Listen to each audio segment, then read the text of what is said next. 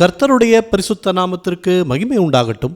இந்த நாளிலும் கர்த்தர் நமக்கு தரக்கூடிய நல்வார்த்தை 1 கொரிந்தியர் 2வது அதிகாரம் 15வது வசனம். ஆவிக்குரியவன் எல்லாவற்றையும் ஆராய்ந்து நிதானிக்கிறான். பிரியமானவர்களே, ஆவியானவர் நம்மிலே வாசம் பண்ணுகிறார், நம்மை வழி நடத்துகிறார், நல்ல ஆலோசனைகளை சொல்கிறார்.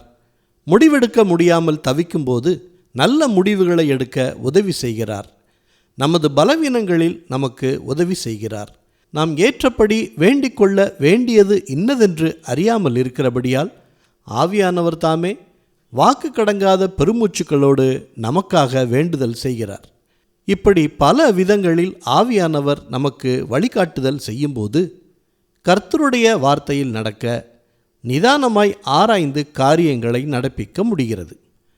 அதனால் ஆவியானவரை துக்கப்படுத்தும்படியாக நம்முடைய வாழ்க்கையில் ஏதேனும் குறைகள் குற்றங்கள் உண்டு எனில் அதை சீர்படுத்தி ஆவிக்குரியவர்களாக இருப்போம். ஜெபிக்கலாமா?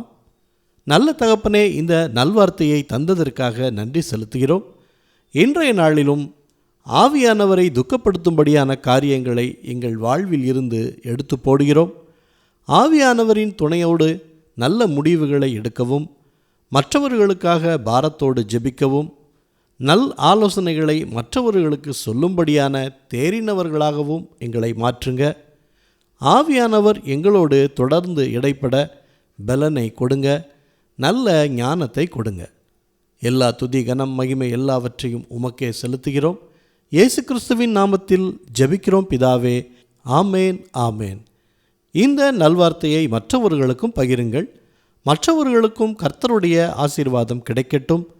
கர்த்தர் உங்களையும் உங்கள் குடும்பத்தாரையும் அளவில்லாமல் ஆசீர்வதிப்பாராக. ஆமேன்.